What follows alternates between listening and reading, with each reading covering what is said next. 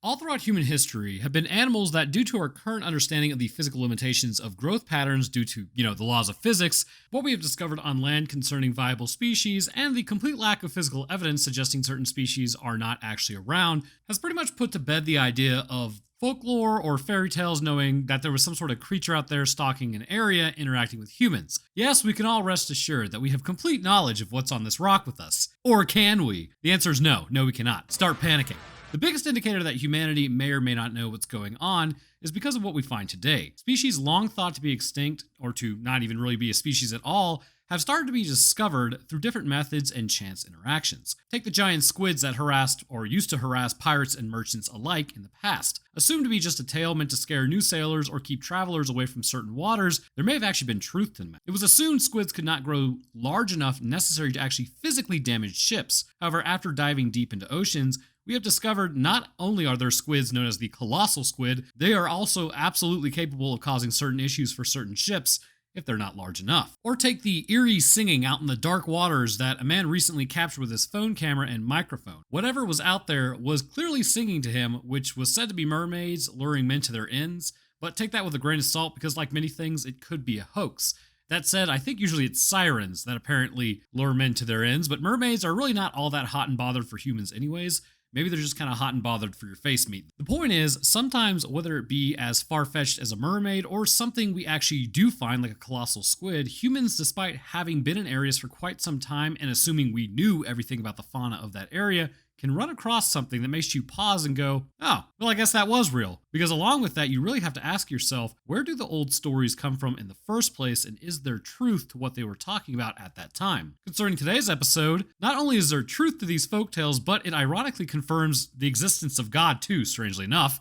As a group of college student journalists are sent to get information from what they believe to be a bear poacher, it would become rapidly apparent that this guy was in no way hunting bears. Instead, he is hunting a very ancient and very old folktale lore, folktale thing about a species that in the tales were apparently somewhat friendly, but in reality they'll rip your head off away from your upper torso, like a person tearing off a piece of beef jerky. A part of Norse mythology, they are said to be dangerous but also stupid, just like any governing body created anywhere, ever. Oh man, I love topical humor. But what's fascinating about these creatures is their internal anatomy and their susceptibility to light, causing a runaway, sometimes concussive detonation event as a result. But what is this? Well, let's discuss that in today's episode over the movie Troll Hunter. And yes, it took me 6 years to cover this because people have been asking for this since like day one. But first, this episode is sponsored by Bloodline Heroes of Lithis. You know, it's cool and all to have heroes assigned in-game that everyone else has and chooses to use the same ones because it's min-maxing your way to being a huge nerd. But what if you could combine heroes through a bloodline in order to create a new one with inherited talents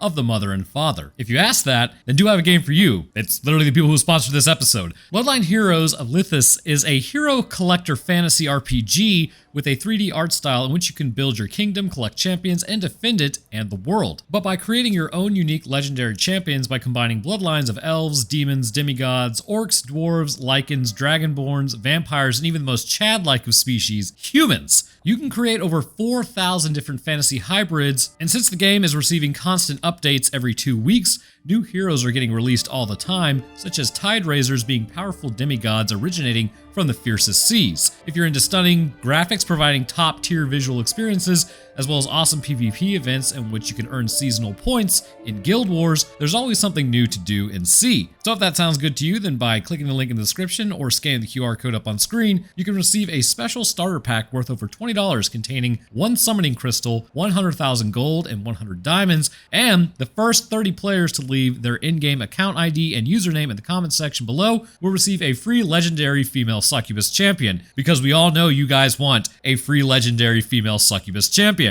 Don't kid yourself. All right, let's get back to it.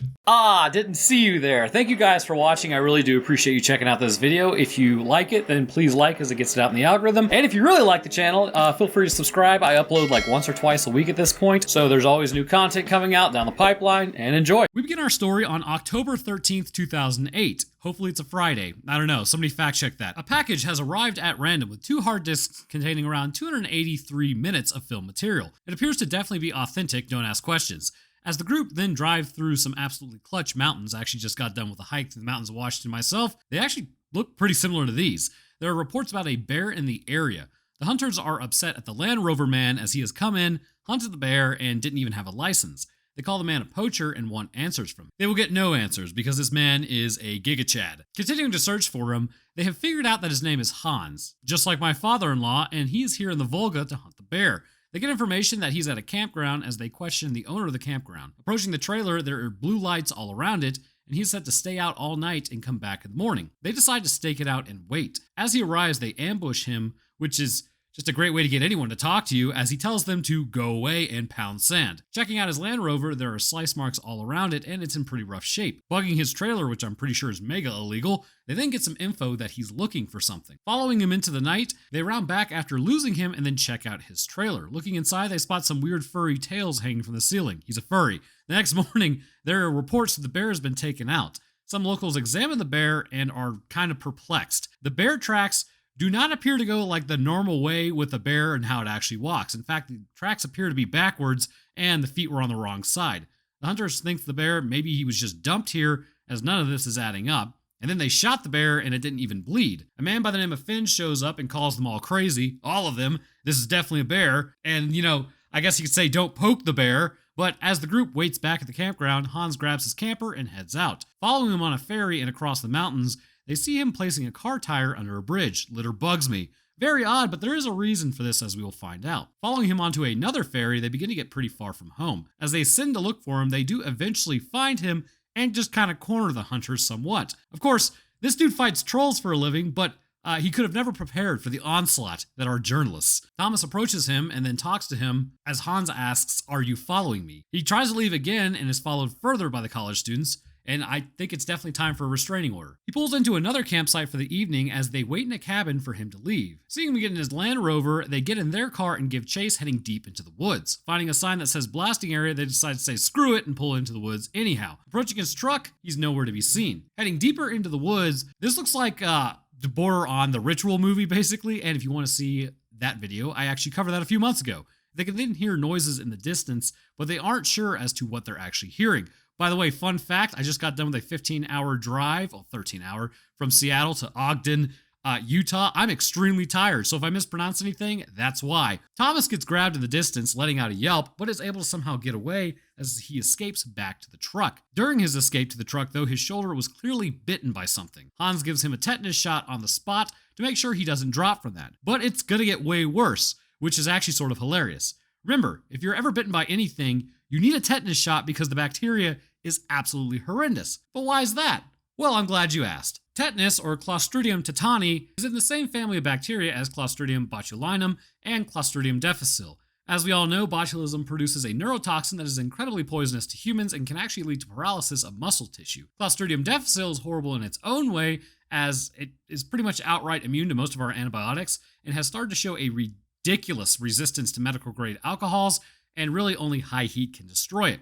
I actually heard a few years back about a guy who got an infection, Clostridium difficile, in his chest, and they threw everything they had at it, and it didn't even touch it. I'm not really sure what became of him. I believe maybe his immune system was able to deal with it, but I'm not 100% certain. Might be something that I look into in the future, but back to our topic. Clostridium tetani is just as horrible as its brothers. One of the interesting things that I have found, always fascinating, is while botulism's neurotoxin paralyzes, tetanus's toxin causes horrific contractions of the muscle. And these aren't just your regular cramps. In the past, such as with Roman soldiers, all the way up to the point that we realized tetanus was an issue concerning modern soldiers, there's also paintings and writings about their effects, but some people, upon being infected with tetanus, would have such severe contractions of their limbs, back, and abdomen that it would snap bone. They would crack teeth by clenching their jaws so tight that they would also lock. Once you show symptoms of tetanus, you have to basically be put on a medical watch, as they can give you supportive care, but they have to let the bacteria run its course and let your body fight it. Something that is regularly done here in the US is that there is a vaccine for tetanus, and that's given, which is the standard actually for most countries, but it is recommended to get a refresher dose every 10 years in the United States. In Europe, this is not the suggestion, and over time, as they've compared data, there is functionally no difference apparently between the Eurobros not getting boosters and Americans getting boosters. My theory is that because tetanus is so common, after that initial vaccine that you're exposed to it, you're almost constantly getting boosters from everything. Bites, broken metal, dirt on the ground. If your skin is torn, you've likely already been re-exposed to this bacteria. Hans drives them back to their car that is absolutely destroyed and covered in troll spit. tasty. They ask what happened as Han tells them it's a troll. Like, are you guys not listening? Thomas continues to ask them if they are real, which Hans has had enough and then takes them back to the hunting area. But while he's going back, he then says, maybe we'll do that tomorrow. So then they go back home for the rest of the night and into the day. As then they drive back towards the campground, he says he'll take them out the following evening to see the trolls. They go to bed for the day, and later that evening, after a nice nap, he shows back up to grab them. He asks them if anybody believes in God or Jesus, which the group says they don't. Complete heathens. As they head back to the woods for the night, they put the blasting sign back over the fence and shut the gate. He hands them some troll stench and tells them to go rub their armpits and groin. If they don't smell like trolls, the trolls will run away. Which is interesting to say the least, as we will come to find out when looking at one of these things. With the task done and everyone smelling like what I can only imagine is a fish market in the middle of a garbage pit or the average Reddit mod's bedroom, they head into the woods, saying they thought trolls only engaged in eating contests with people. Han says that they are actually much more dangerous than that. He remarks he's chasing a ringlefinch. The trolls are leaving their territory, and Hans is tasked with securing blood samples to figure out what's wrong with them as they are suddenly expanding in such large numbers. Han walks off alone, leaving the group in the clearing. Turning on the night vision camera, they discuss how Thomas was probably bitten by a bear and survived, and that Hans is somewhere filming them and laughing. They continue to talk, not really taking any of this seriously, as they start hearing growling and breathing in the distance. Hans runs by, freaking out, yelling that it's a tosser lad, which he was not prepared for as they need to run. Looking at it, it has 3 heads and it spots them almost immediately by their smell. So getting a look at this thing, we will come to find out that these creatures come in all shapes and sizes. This one is clearly much older given its size. It is a bipedal organism sporting sporadic hair on its body, but what's fascinating is it is walking on 2 legs, which is not very standard for most mammals. And yes, ostriches exist, and birds are weirdos in general who walk on 2 legs as well, but the only mammal that we know of that consistently walks on 2 legs full-time and not just part-time is man. As they run through the woods Blair Witch style, they have very little clue as to where they're going. Anywhere but here sort of scenario, I guess, is really the name of the game. The cameraman then falls down and then remembers that he has night vision. Turning it on, we see the troll walking through. Finding Thomas, he calls out to him as then he runs over. Hans then finds them as the troll smells them again and the chase is back on. Running behind the car, the troll emerges as Hans turns on the blue light, turning the troll to stone. Now, don't worry, there is an explanation coming up, which I will expand upon this further here in a moment. I am not that lazy. The group then reunites, looking at this thing. Hans asks which one of them believes in God as everyone denies it. And considering that one guy actually, which we will find out, does believe in God and then he denies it, that doesn't look good for him. Absolute beta move. They start asking if it's just some genetically engineered monster, as Hans says no, it's a troll. The government wants to cover it up, but the pay sucks, the hours sucks, and he's just tired of his job. Knocking over its leg, he creates a rock pile before blasting it and making it appear as gravel. Finn then arrives the next morning to put down a bear in place to cover up the livestock being eaten. Hans informs Finn that the ringlefinch is still out there as Finn sets tracks for the bear. Thomas tries to interview the people who dropped off the bear, but then they just get out of there. So they interview Hans, which is probably the smartest thing to do, and he says that the government wants to stop people from knowing trolls exist for some reason, and that he's no hero for doing this job. It's just dirty work. Thomas is also starting to feel a little nauseous around this point, and now it's time for some troll lore. You have 2 main groups, the mountain trolls and the woodland trolls, and they have beef with one another for some reason. From there, you have your subgroups of these creatures, which is ringlefinch, tosser lad, and rhyme tosser. The mountain trolls are the harding out west, and there are many variations concerning trolls. They aren't born with 3 heads, but this particular variant is. The tosser lad does grow them as they age. It is an intimidation factor to be used on other trolls as it appears to have 3 mouths, and it also signals to a female troll that is ready to mate as it's of age.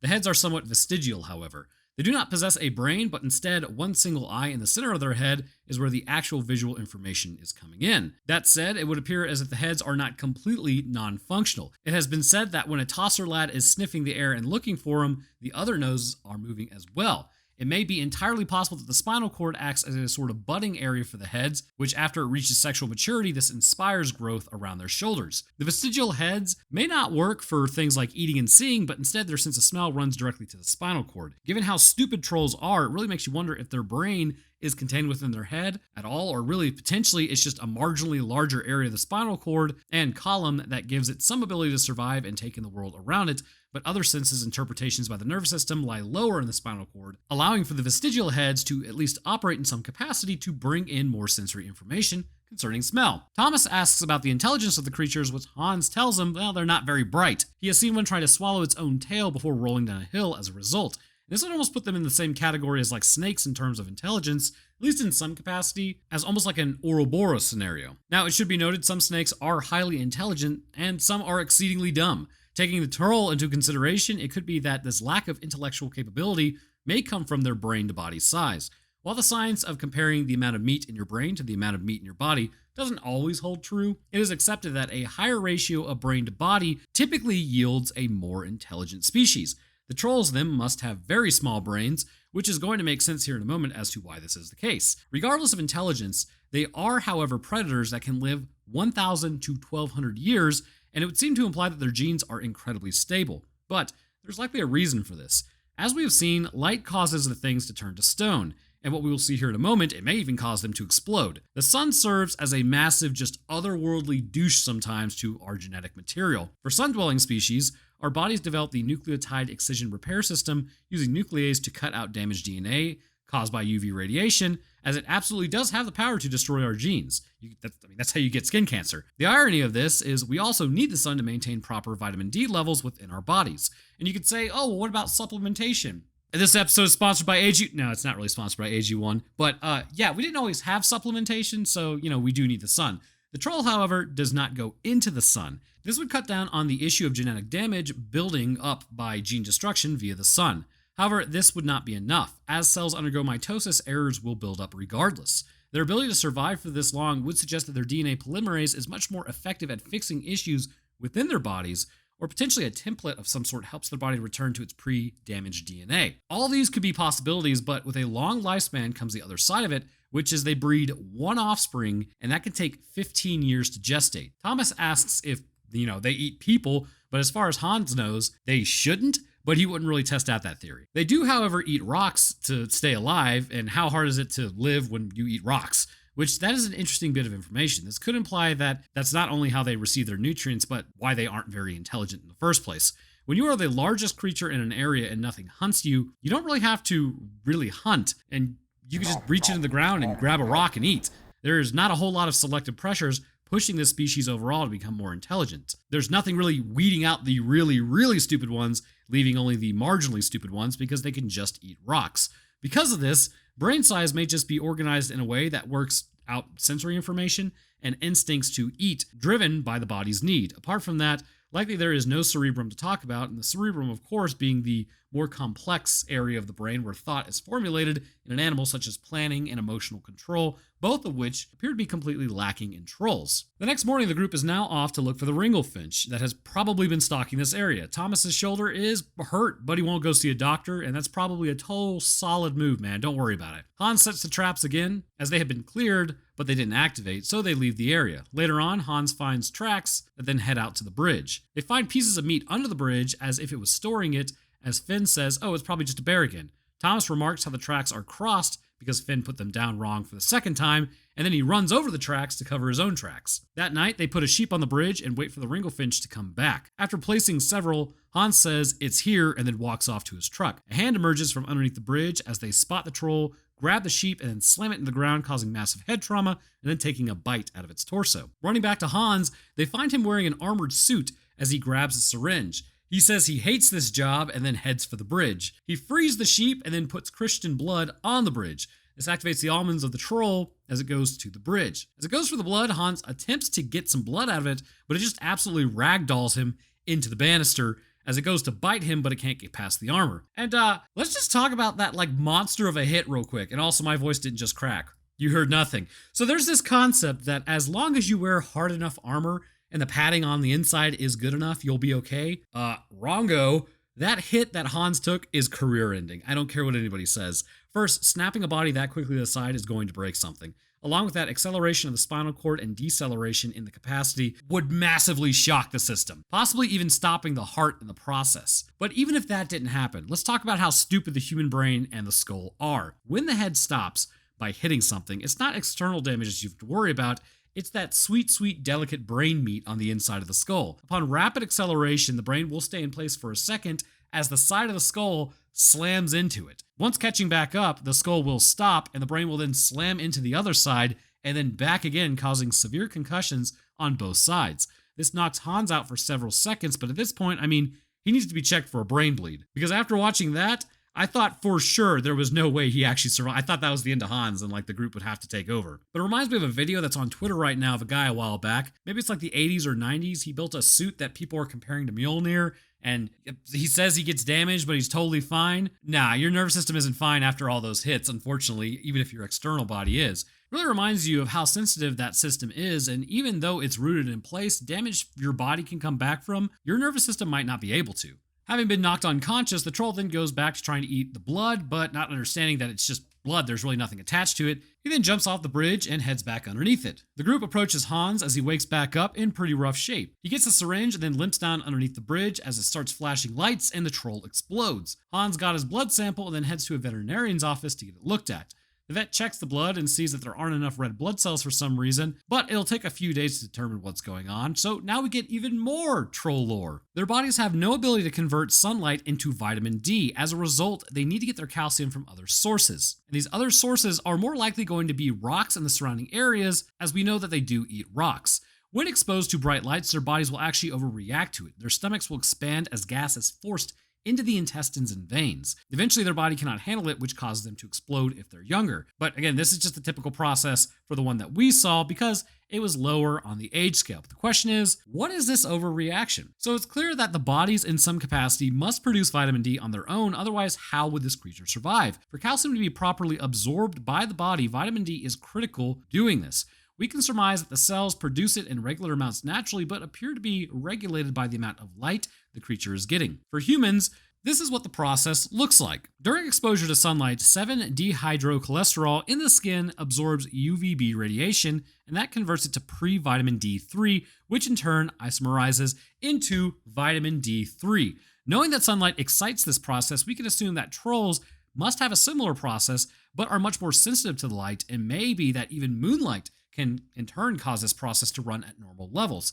However, once blue light makes contact with them directly, the process explodes into maximum overdrive, and in some cases, they may have even sprung for the turbo. As blue light enters the system, this causes them to produce massive amounts of vitamin D, and in that process, gas begins to build up through that production. As it continues, the aforementioned gas buildup collects in the intestines and veins. Eventually, it becomes too much as the younger arteries and veins holding the gas will actually hold more of it because they can expand. And this causes the troll to quite literally explode once those reach their tensile strength. But it should also be known that if too much vitamin D enters the bloodstream at once, this can also have unintended consequences of causing too much calcium to enter the bloodstream as well. The older trolls just turn into stone when exposed to bright light. Their veins are too brittle and constricted, so the expansion occurs in their bones, and with a tremendous amount of vitamin D recirculating in their bloodstream all at once, calcium is quickly pulled from the rocks in their stomach and from their very bones. As this floods the body, this will rapidly calcify their bodies in seconds,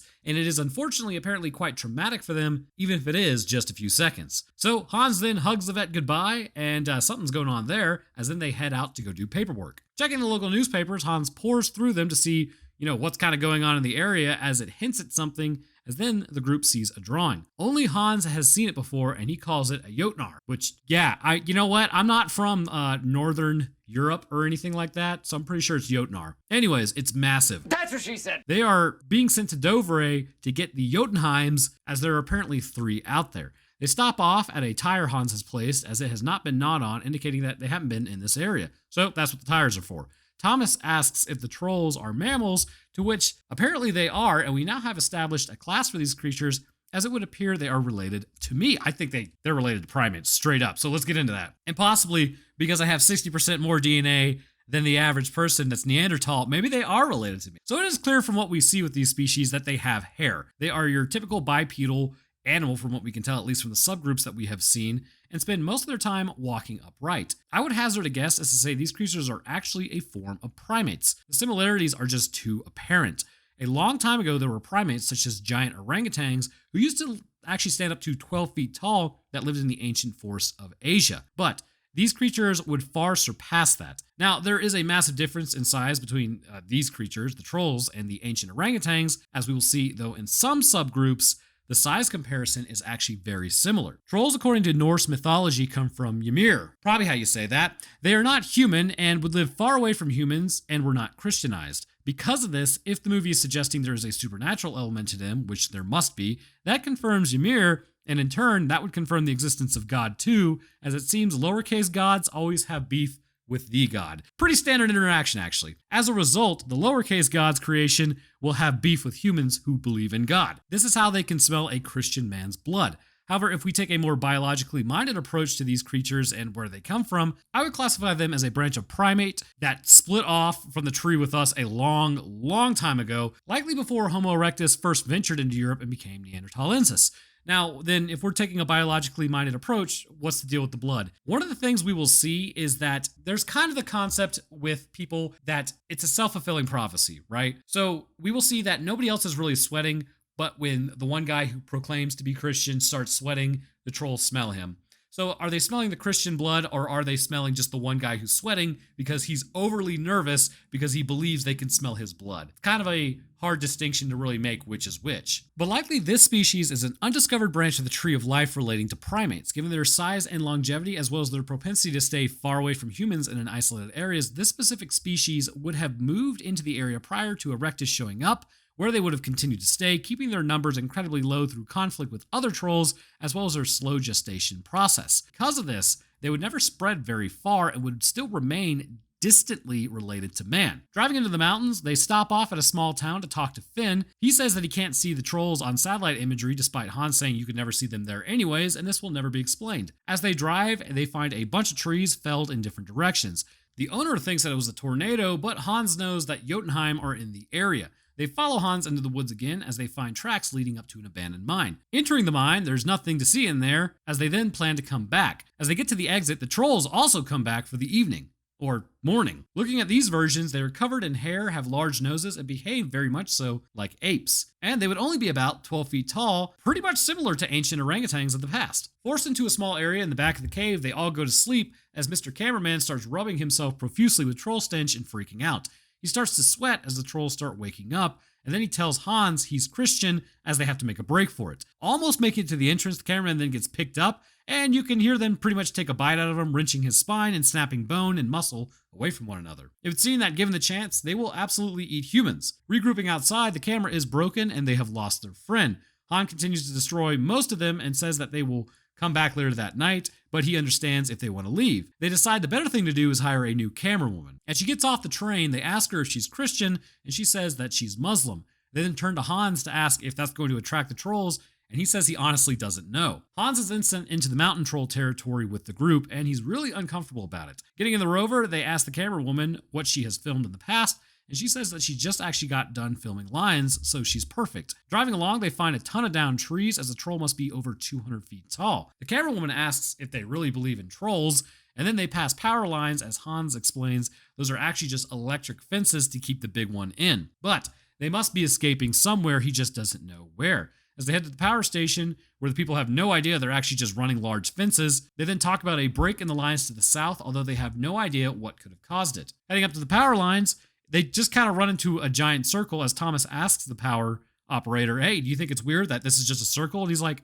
yeah, it's weird, but I don't ask questions. Heading out to that area, they find animals have been placed there for a troll as it enters its territory, but since they're still there, obviously the troll isn't there. They finally get some information on why Hans believes what he's doing is dirty work. He was sent in the 70s to essentially take out every troll that got in the way of a highway being built. Males, younglings, pregnant females, it really didn't matter, and he obviously doesn't feel great about it. Outside, as Thomas and Johanna talk, he falls backwards, almost passing out, as they bring him inside. As they do, they look at Hans as he's getting ready. He says it's probably a bit too large, but he might as well try to use the light that they have. And now we know that Thomas is not looking great. As you may know, on this channel, there is one disease to fear above all other diseases, and it's quite the douche canoe in the Lissa family of viruses, and it's known as rabies. Due to the fact that trolls are mammals, they can be infected with rabies. The ringlefinch blood was showed to have been infected, and likely that's why the rest of them were leaving their territory as they were infected with this rabies. And that means when Thomas was bitten, he's now infected with rabies and beginning to at least slightly show symptoms. That's a run, don't walk to the emergency room. But why is this? Well, any excuse to talk about rabies. Rabies is absolutely horrifying. Initially, once you are bitten or scratched, it will follow your peripheral nervous system up towards your central nervous system. And depending on where the bite is, it directly relates to how much time you have. Getting bit on the foot, you're likely going to have much more time to be able to get treated than if you were bit on the shoulder. Once getting into the central nervous system, it will attach itself to transporter proteins, which will rocket it up towards the brain. From here, it will actually attack the brain itself as well as the spinal cord, creating a massive list of problems for your meat suit. The first is, well, it causes encephalitis, which is brain swelling. It can lead to brain damage as well as autonomic functions shutting down. As it progresses, this is why things like drinking water become impossible due to the fact that your throat cannot coordinate the muscle appropriately, as the encephalitis is causing neurons to meet their end or fire erratically. Once you develop symptoms of rabies, it is too late. At least, that's what's always been said. However, it's now getting challenged. One woman named Jana Geis was only 15 years old when she became the world's first known survivor of rabies without receiving any vaccination. Her miraculous survival has not only challenged all-time honored scientific fact, but it's also brought about new method of rabies treatment known as the Milwaukee Protocol. The Milwaukee Protocol was developed by Rodney Willoughby Jr. and is a treatment used in rabies-infected humans. It involves chemically inducing the patient into a coma, followed by the administration of antiviral drugs combined with ketamine and amantadine. However, even with this new possible treatment, it is highly advised to go get your vaccination immediately after being bitten by anything. One survival does not mean this is the standard,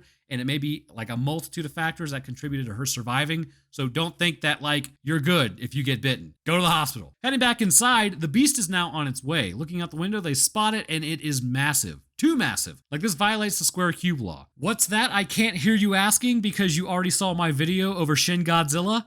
Well, we're going to talk about it anyways. The square cube law is essentially the idea that animals can only get so big due to their own bodies. But what does that entail? Well, the ratio of two volumes is greater than the ratio of their surface. So in other words, as an animal increases in size, the volume will grow faster than its surface area. So larger animals need much larger limbs to support their weight. If we were to merely just scale up an elephant by several orders of magnitude, the square cube law holds that it would collapse. Its mass would increase by a power of 3, while its limbs would increase by a power of 2.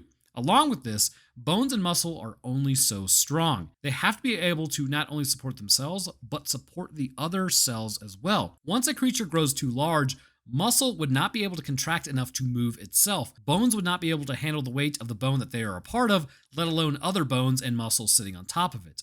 Because of this, once a creature gets too large, it will not be able to move itself. So they chase after Hans as he lures it away as he plays a song about how we all have a friend in Jesus. The troll then begins giving chase to the truck. Hans begins hitting it with the light as the troll becomes disoriented and angry. They have to wear it out as Hans keeps driving in front of it, having the troll chase them.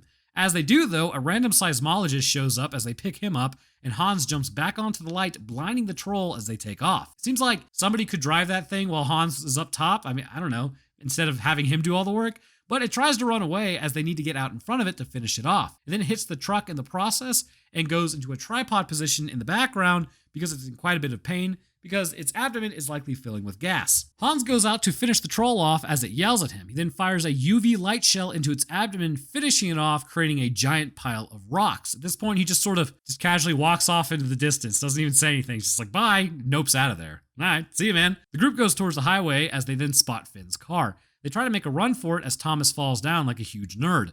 The last thing is seen is a semi-truck honking its horn coming at the camerawoman. Nobody was ever found concerning the students' footage, and they all just kind of vanished without a trace. That said, in 2010, an indirect confirmation was given during a Norwegian Prime Minister's press conference where information was let slip, but the press is useless, so they didn't pick it up. It is stated that Norway has trolls, so more power lines are needed. Politicians. Trolls are big, dumb, and apparently man-eaters. That alone means our species should have likely done something about them for a long time, but the implications that they exist in the first place and can actively smell Christian blood is really ironic to not convert people immediately on the spot because it would be virtually proof of all gods and God. Either way, anything that's an active threat and an active man-eater by convenience or just hunting us in general can catch UV light to the guts, as this is man's planet, not trolls. But anyhow, I want to thank you guys for the 900,000 subscribers. It's absolutely freaking wild at this point, that we're less than 100,000 away from 1 million subscribers. I really do appreciate it, man. Y'all have been awesome. There's been one guy in my comments talking smack for 5 years solid. That guy's not awesome, but it doesn't matter because here we are. Thank you. I do appreciate it. I'll drop my Twitter, Discord, Patreon, and channel links in the description, specifically Roanoke Tales, where I'm back from PAX West, so I'll be able to work on stuff again. But speaking of patrons, I'd like to thank mine real quick. First, I'd like to thank our astronaut, Rosie Kinks. Thank you very much. I'd also like to thank our 2 astrophysicists, Des Dancer and Zach Smith, as well as our scientists, Arjun Sentinel, Chad the Enjoyer of Scientific Explanations of B-grade horror movies, Logan Satome, Robbie Cruz, and Tyson Nakanishi. And to the rest of my patrons, I thank you guys as well. Your help goes a long way towards keeping this channel running and is greatly appreciated. All right, so that's going to do it for me. I hope everyone enjoyed, and I'll see y'all in the next one.